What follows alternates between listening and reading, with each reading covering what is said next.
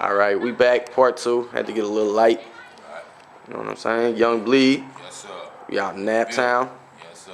You know what I'm saying? You was Nah. just at South by Southwest. Yeah, man, we just come from a beautiful Is weekend. the hype everything it's talked about? Oh, yeah, man. Anything you want to hear from Jimi Hendrix, man, to Hobson, man. It's out there in the South by Southwest, some of the biggest names in the world.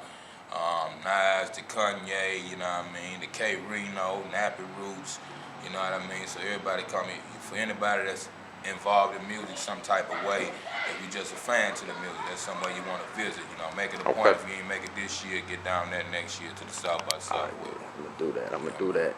Yeah. All right, man. Being. I don't know if anybody above you, before you in Baton Rouge, but I believe you put Baton Rouge on the map. Yeah, You man. being the Godfather. Tell Yeah. us about how the Baton Rouge scene has come from Little Witness to Webby and Boosie to Kevin Gates now. Like, is there any other names? And, just speak on Baton Rouge for a minute for me. Pretty much like everybody else, man. Our guys was the guys that ran, the south side portion of the city, man. Where I'm from, you see me and Boosie or whoever, Kevin Gates throwing up foes, south side wrecking crew. Shout out to my big cousin, OG Silker Slim, man. For those, a lot of people know Silker Slim from Farrakhan, Dick Gregory, Freeway Rick, he an old school cat like that. But he was one of the first rappers in the city, along with Joker P and the Wrecking Crew, the Bottom Posse. They was putting out records in the hood and on the radio station and so on and so forth in those early 80s.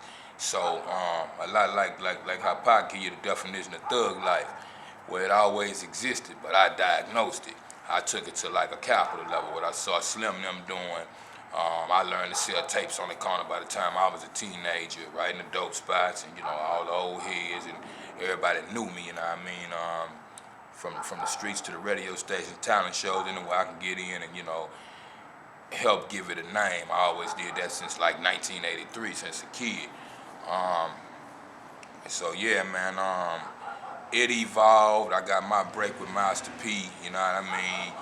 And that gave it a national notoriety, more or less. For those that know about the evolution of Boosie, Boosie, South Baton Rouge, we family off the same block. But that evolution was a branch of the concentration camp, you know what I mean? I originated and passed on to C-Loc, we birthed it on C-Loc Records. And that was, good for the hood, the city, you know what I mean? We was doing our thing, everybody knew us and surrounding areas, you know what I mean? As far as Mississippi, Texas, and, pretty much the whole southern region, as we were starting to bubble. But from that, you got rappers, and like I mentioned Laylo earlier, Max Minnelli and Jay Vaughn. Yeah, Max, he's still running real hard. He stay dropping. Yeah, that's my guy, man. I've been running with Max since he's been about 11 years old, man. So a lot of these guys I grew up friends and family with, and and true enough, brethren. We know each other minds, went to the same school, they off the same dinner plate. So it go way back. So I was right in the heart of that, able to see what it should have been able to do, and eventually that started to take place.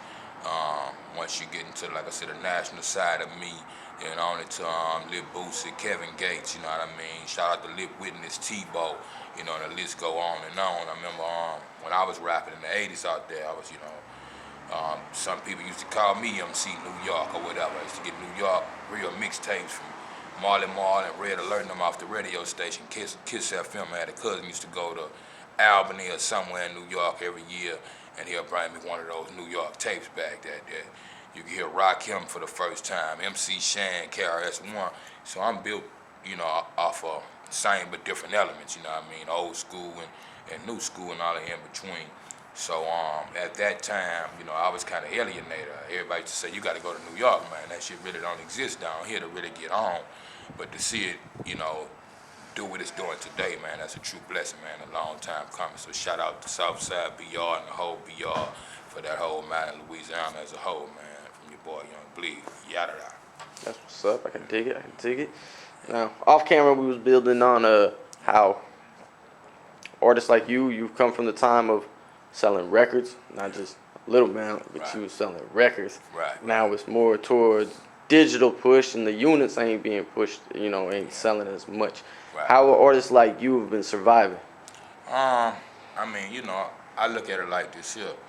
You know, a hustle is a hustle and a meal is a meal. You know what I mean? Shout out to Coolio, Dub, C, man, Circle, man, none of this music. But saying it to say this, man, whatever you do, whatever you evolve, man, you're gonna find a way to evolve and constantly create yourself.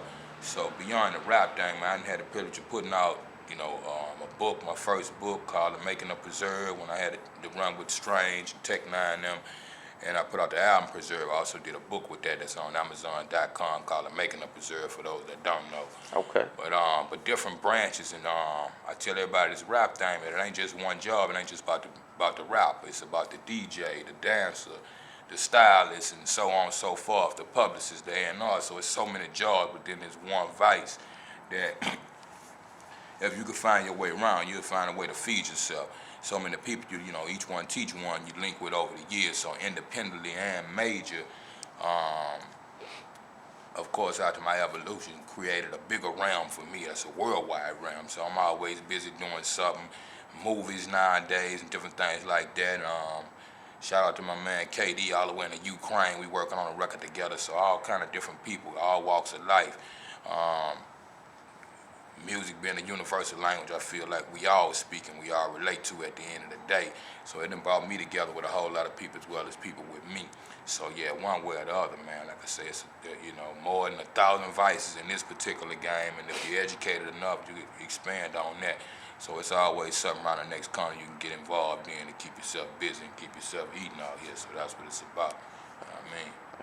I can dig it, man. How could somebody, like, they looking for some verses, shows, how can they get a hold of you, player? Okay, man. For those in the digital internet world, you know, catch me on the Facebook, man. Just Young Bleed on Facebook. For those that's on Twitter, it's at Real Young Bleed, man. So reach out to me directly, you know, and I'll tell you to my people. We'll cross the T's, dot the I's, you know what I mean? Put the paper on the table, make it do what it do. So holla at your boy, man. That's what's up for the 215. Yada yada. Yeah. Appreciate your time, pimpin'. Okay, same here, loved one, man. Good looking, y'all keep me in the mix, man. At Midwestmixtapes, you heard me? That's what's up in the 215 once again. It's on. Holla at your boy. Yada yada.